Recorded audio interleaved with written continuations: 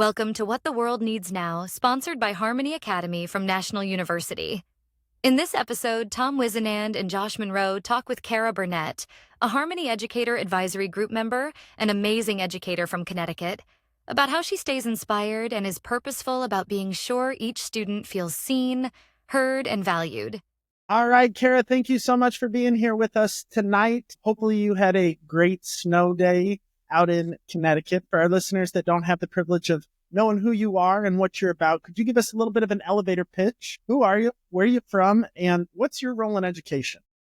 Yeah, well, thank you. First and foremost, thank you so much for inviting me. I'm a big fan of your podcast, so thanks for having me on. So my name is Kara Burnett. I am a teacher. I grew up in Vermont, and I decided to do my student teaching experience in New York City, and I have been there ever since. I have 13 years of experience in special education and general education, and I found myself up in Connecticut, and I live here now, and I just recently switched from the Bronx to Connecticut, and I have a family up here as well. So life is 13 good. years. You've been busy. You have a lot of experience. What's one of the highlights that you've had in your career, right? Special ed, regular ed, you've kind of done it all.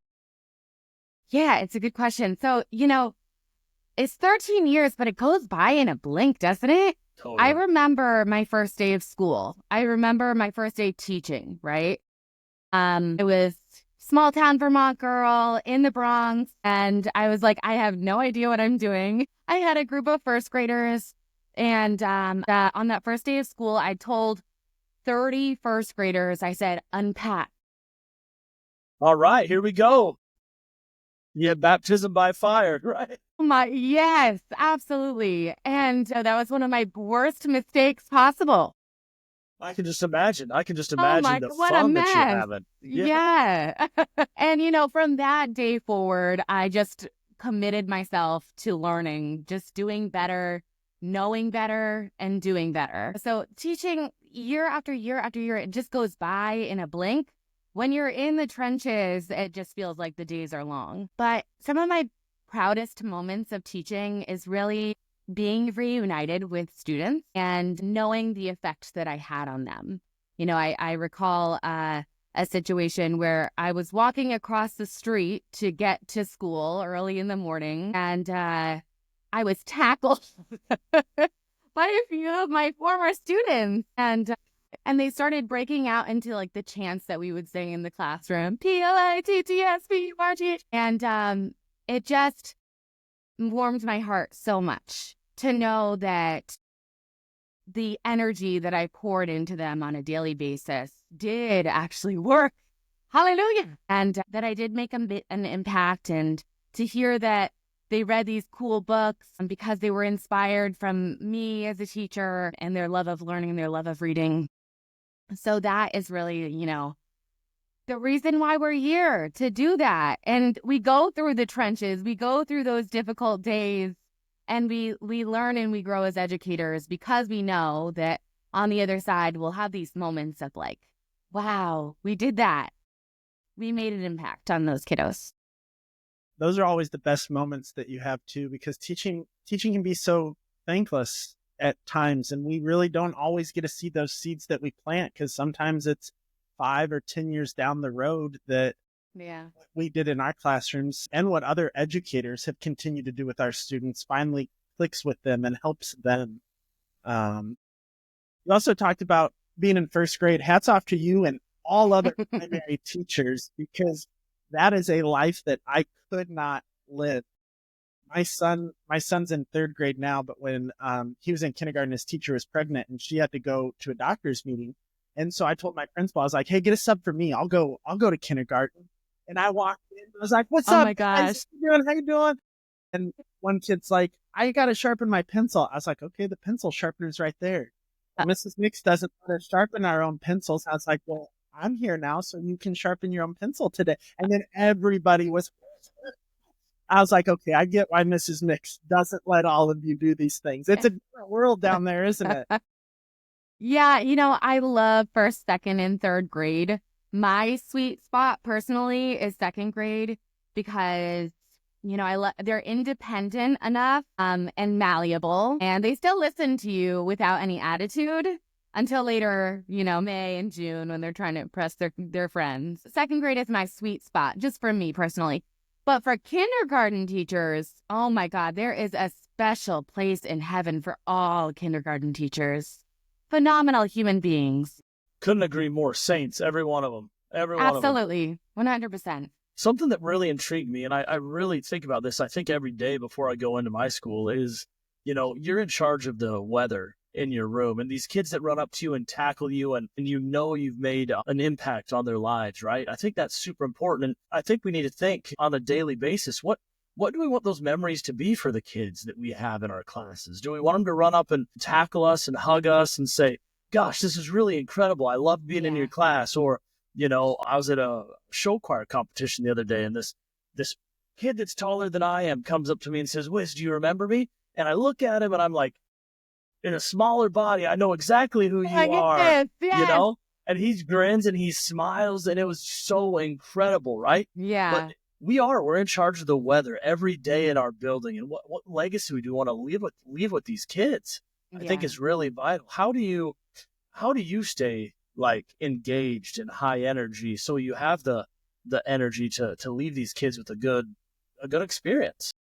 Well, it's really sweet of you for saying thank you. So for me, I inspired by so many educators that came before me, right? Like the reason I got into education was because I was given a wonderful experience. I'm so fortunate, right? Like when I think back on my elementary school experience, I think of sock hops and testing river pH levels daily and going out and identifying tree types based on the characteristics of their leaves. I had these joyful experiences that were so memorable. I can picture it now, right? Yeah. And I knew that going into this field, it would be taxing. It would be hard. And every day would be different, but that's part of why I love it. But I knew that I wanted to create a space that was exciting for kids. I always compared myself a bit to Miss Frizzle from the Magic School Bus. A cross between Miss Frizzle and Miss Honey from Matilda. But also Mr. Feeney, because he lays the land. He's got the rules, right? You got all those references? That's a good mix. That's a good mix right there, Josh. You got them? They're really 90s. We're 90s. I love that. Great. So, about, setting the temperature as educators, it's so important to know who you are and what your strengths are. And for me, I really pride myself on making those personal connections. I think it's so important to maximize learning, and it all starts with a place of belonging and having kids really feel seen as they should be, and knowing the kids and taking an interest in what do they do outside of school, who are their siblings, what are their favorite memories, and just really also bringing that back up throughout the whole year and beyond. Those relationships are really important to me. So allowing for time to be able to connect with students and then pushing them. I think part of the power of educators is really knowing the kids, knowing what their strengths are, and knowing areas in which you can support and pushing them. I constantly think of, obviously today was a snow day here in Connecticut, but I also feel like as educators, we become a bit like snowplows. We just keep pushing the kids in the direction that we want, and we won't leave anybody behind. We want to continue to progress monitor and keep them moving in the areas in which they need that support. So for me as an educator, it's really knowing who I am, what I can bring to the table, creating those big memorable experiences and keeping it fun and exciting, because in the words of Ben and Jerry from Vermont, if it's not fun, why do it? So love Ben and Jerry's. I tell you what, Josh, I know. Jerry fan. I'm not a big sweets guy. Jeez. I mean, correct me if I'm wrong though, but Ben and Jerry's is ice cream, right? Yes. Okay. That's what I thought. Yeah. I was like, I'm pretty sure. Yeah, I love everything you're saying about just the importance of getting to know our kids on a personal level. Yeah. who is part of your home? What does your home life look like? What are your interests outside of school? Like, what ways are you successful in your life that maybe Yeah. I don't see in here? Because at least since I've been in teaching, it seems like it is very much, hey, we got this test coming up. We need to see some growth. We need to see what our kids academically can do. But I think so often we can focus on that, but we forget to actually make those real, true connections with kids to leave them Yeah. leaving our classroom inspired, not inspired necessarily to go learn the Pythagorean's theorem, but inspired to just love, right? And to just be with people and connect with people. Yeah. Humanizing education. Tom talks about that all the time, the importance of us being there to humanize education. And I gotta Yeah. And you know what? Something really important that I learned, sadly, only within the past, I'd say 4 years, is that, like, for so long, I thought I had to, like, perform for my kids and make them so excited and be electric and be everything for them. And what I was really doing was I was like the sage on the stage, right? But now I find that it's so much more helpful and impactful for the students when you're the guide on the side, where, like, yes, the connections are so important between me and the students, but it doesn't all have to fall on me. That's a heavy weight to lift. And when we're thinking about burnout, I need to share that wealth. And that's something that I was really proud of in my journey with Harmony, is that I was able to use resources that allowed for the students to make the connections with each other and provide opportunities for that to happen where they wouldn't have just happened if I was just like curriculum all the time, let's go. But by really taking a step back and saying, like, okay, my power is in relationships, but I'm going to harness the relationships for the students, forging relationships with each other. I love that wholeheartedly. I don't remember where I heard it from, but it sticks in my head. A teacher should never, ever work harder than their students. And if you think about it, how true is that? I mean, yeah. You're the educator. I don't want to tell you how old I am. I can answer every 5th grade question, even the new math ones that are really difficult. I got it, right? My students should be working harder than me, right? They should be the ones creating the knowledge. They should be the one working on their relationship building, right? So I love what you're saying. It is. You don't need to be the sage on the stage. It's about you, but it's not all about you. It's about these kids and their path and their journey and their growth. Yeah. Tell us more about Harmony. If people aren't familiar with Harmony, what is it? How do you use it in your classroom? It's really great stuff, I think. Truly. It's the most impactful curriculum for me out there. When it comes down to it, what are we doing this for? In education, of course, we're going to teach academics. But in front of us, we have humans that are going to be making such a difference for the future. And so do we really just want them full of content knowledge? No, we want to teach them how to be well-rounded human beings. And, for what it's worth, I think there are so many adults out there that would benefit from this curriculum.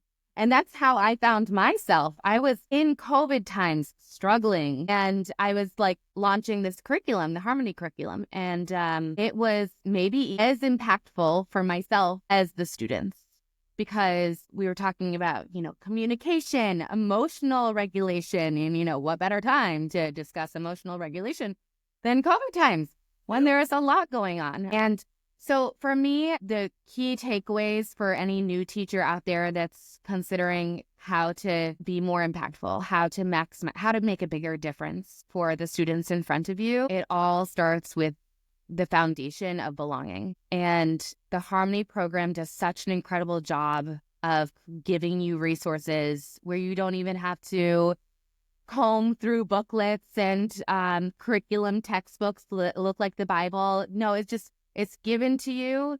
It's easy to put into your daily schedule, depending on your administration support. It could be 5 minutes. It could be 30 minutes. But as you work that muscle, figuratively speaking, as educators, it becomes a part of who you are as educators. So then you just integrate it naturally and weave it in and out of the day through academics because that's just who you are as an educator. But getting that foothold in the beginning is so essential. So for me in the beginning, it was carving out time to do the meetup and the buddy up procedures, which allowed for students to have real conversation and be playful and create handshakes and just have opportunities to really center ourselves for the whole day.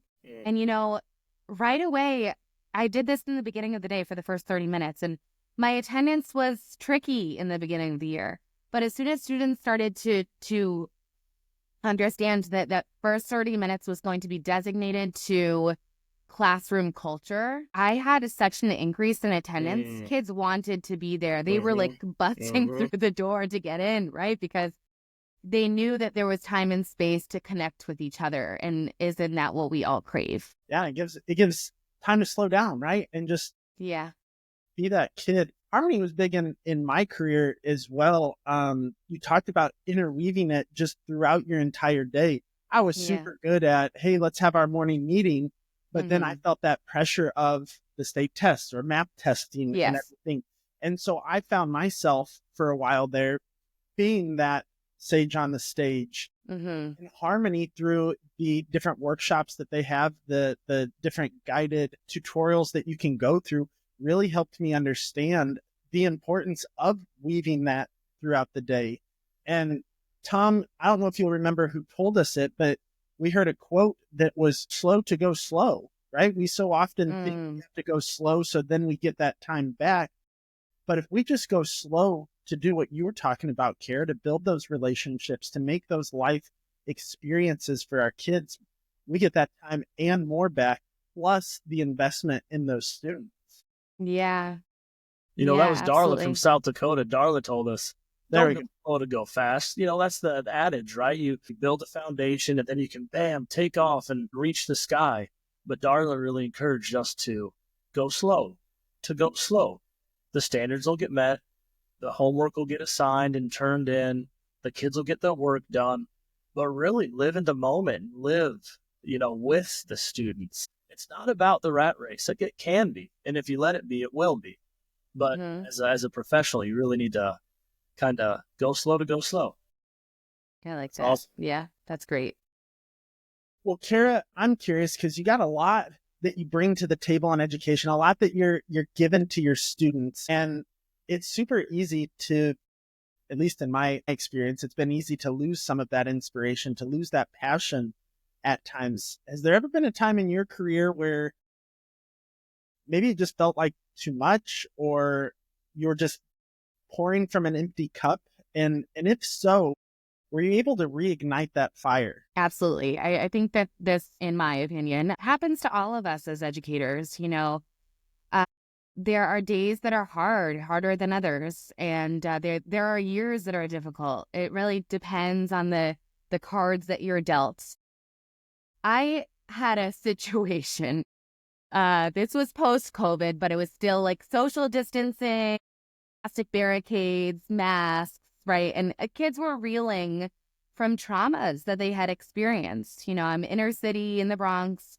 And that was, a lot to be back in the classroom, although I was excited and I was reignited in a way just being back in person because I did crave that connection from the kiddos.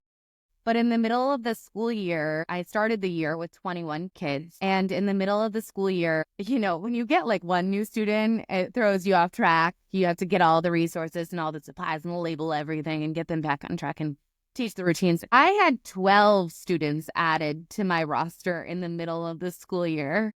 Wow. Man. And, me being like the eternal optimist, I was like, let's go. I'm going to do this. But man, it was really, really hard. And I was struggling. I wanted to be the hero in a way. I wanted to be the best that I could possibly be for my kids. I had already so many connections with the kids that I already had, and I just wanted to make the best impact for those 6 months remaining, right? Yeah. And it was difficult.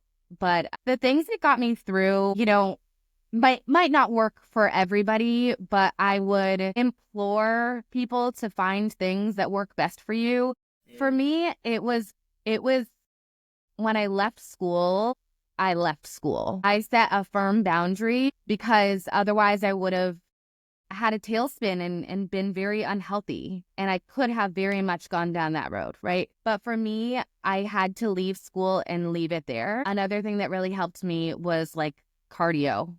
I was running again, postpartum. And that was really crucial for my energy. I implore anybody and everybody to find something that is going to increase your endorphins, that is going to make a lasting physical, mental impact for yourself, and stay consistent. Go slow to go slow. Don't go crazy. Just do something that's going to work for you, whether that is walking on the treadmill or if that's, going outside during your lunch break, if you're able to do that, but taking time for you. And the third thing for me was talk therapy. I had so much that I was carrying on my shoulders that I really needed to talk to a professional about. And talk therapy really helped me. So all of that is under the realm of self-care, right? But I again, implore people to do something that is sustainable for you. You know yourself best. So whether that is karate, ballet, I don't know, chasing your dog, anything, to get your body moving, it's really good for your brain. And it's better for your students because you're taking time for yourself. I totally dig the sustainability thing, right? Because we're told as educators, self-care, self-care, self-care. And we'll do a flash in the pan. Hey, I went to the gym for this week, but I'm tired and I have X, Y, Z to get done. My homework is just piling up. Mm-hmm. Make it sustainable. I think that's the key, right? Whether it's being creative, whether it's, like you said, getting the endorphins going, whether it's finding therapy, whether it's whatever. Make it sustainable. Otherwise, you're just going to be up and down. It's like the yo-yo diets, right? If it's not sustainable change, it's going to come and go and nothing good's going to stick. Exactly. So I think that's really important. Yeah. And our kids too, can catch on to what we're putting out there for them. I try to go work out every morning before school. This morning I didn't because I didn't get home until late last night. But this morning I snapped at one of my kids. I barked at him a little bit. We were listening to announcements and they kept talking. And usually it's, hey, take a deep breath if you can hear my voice. And I was like, guys, announcements are on. Let's stop. And one of my kids was like, Mr. Monroe, did you forget to go to the gym this morning? I was like, you called out. I sure did. I need to check myself really quick. I love that he knew that about you, though. That's so great. Right. I share with them, too. Like, that's awesome. I want you guys to be able to go home when school's out, and I want you to hang out with your family. I want you to run around outside, and we used to play Nerf gun wars. Like, I want you guys to be nice. Kids. And so I tell them the things I do to make sure that my energy levels up as well. I love that. Gosh, COVID was such a weird time. You touched on that. That was the time in my career too, where I just felt blah. Everything went downhill for me. And thankfully, that's also where Tom and I started to connect. And Tom kind of led me in the direction of what you were talking about. Like, you got to find things in your life that are going to uplift you physically, spiritually, mentally. Yes. So for our educators that are out there, our teachers that are out there that maybe are losing a little bit of that spark, they maybe have the physical side down. Do you have any like mental ways that we can get ourselves back? And I'm more interested in like maybe books that you've got, some recommendations maybe. Please give us those book recommendations. That can help reignite the fire. Yeah. Well, first, just listen to What the World Needs Now by Tom and Josh. I mean, I really, truly think it's a great thing that you're doing. It's inspiring because you're getting real life experiences of other teachers that have been through it. And we're being so real, I listened to Melissa and Dr. Collins, and it's inspirational to see everybody's journey. and to see Totally. everybody's journey is different, but we're all here for one big reason, the kids, right? In regards to like reading and books, I was living up here in Connecticut and commuting down to the Bronx, which was an hour. So I got really into podcasts and audiobooks. Yes. But like paramount for me was Mel Robbins. I don't know if you've heard of Mel Robbins, but she is like a motivational speaker that is just so incredible. And she just has so much life advice that it's applicable for anybody. You could be a teacher or a doctor. Anybody's going to get some really good advice from her because it just connects to everybody personally and professionally.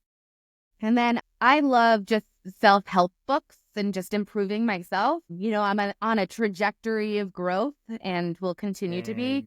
And one of the best books that I've read is Mindset by Carol Dweck. She's just about growth mindset and, small changes lead to big changes. And I think it's just a good frame of mind for not only educators, but for students too. And it's funny because people told me in the beginning of like education that you have to be a lifelong learner, you'll have to be learning lifelong. I was like, yeah, I got my master's. I'm good. Stop learning, right? I'm done. I'm done. Nothing will change now. No. But I've come to really embrace changes. I mean, it's a constant. You can choose to be like up in arms every time. It's frustrating. Or you can just lean into it. And for me, I choose optimism. I choose to lean in because it's not like I can choose the curriculum. I can't change it. So choosing your frame of mind, choosing your perspective, that's really a lot of what Carol taught me in her book. But yeah, those are my two. And then again, I listen to a lot of podcasts like yours and other EAG member, and I just try to continue to learn from other educators that are like-minded. Yeah. Gosh, I absolutely am thrilled that you brought up little incremental changes, because these changes, these things that happen to us can be really earth-shattering. We can get really upset. We can pound our fists and say, I know better. This is not how we used to do things. Or we can learn and go with the flow and be the lifelong learner with our master's degrees. So at the end of every episode, Josh and I ask this question: what does the world need now? Because back in the 60s, it was love. There were mountains and rivers and everything, but we needed love. And today's society, today's world it's scary for a lot of people. It's an interesting time to be alive. It's an interesting time to be in education. So I'm really curious. Kara, what does the world need now? In my opinion, the world needs to listen, but not only just listen, they need to hear each other. This world is so wildly divisive and there's a lot of pain and suffering. And I think we should always lead with empathy and try to really put ourselves in each other's shoes and not just say it, but mean it. I think it's most impactful. And I think it registers for people when you're truly listening to hear each other and not just listening with your own internal thoughts going of what you're going to say to respond. Really trying to understand where people are coming from. And you two do an incredible job of this. Well, thank you. What you're saying reminds me of Stephen Covey wrote a book called The 7 Habits of Highly Successful People. And one of his habits was seek first to understand, right? To be able to actually listen, not just be on guard, ready to attack what the other person says. And you're right, our society has lost that understanding part. The listening we can do, but the listening to understand, to hear what somebody else has to say, feels like so often that we forget that that's an important part of human connection. Absolutely. Couldn't agree more. Well, Kara, thank you so much for being with us tonight, for sharing your knowledge and your inspiration. I know I'm ready for tomorrow now. I feel inspired, ready to go. It's a new day. So thank you for taking your time with us. We enjoyed it. Thanks, you so much, Josh and Tom. Appreciate it. Ladies and gentlemen, that's our show. We're so thankful and appreciative that you took your time to listen to Kara Burnett on What the World Needs Now, sponsored by Harmony Academy from National University. please be sure to follow What the World Needs Now on Apple Podcasts or wherever you download your podcasts. We hope that as you head out, you remember that the biggest factor that plays into student success is you. Your love, your passion, your empathy, your dedication is exactly what the world needs now. Thank you for all you do. Have a good one.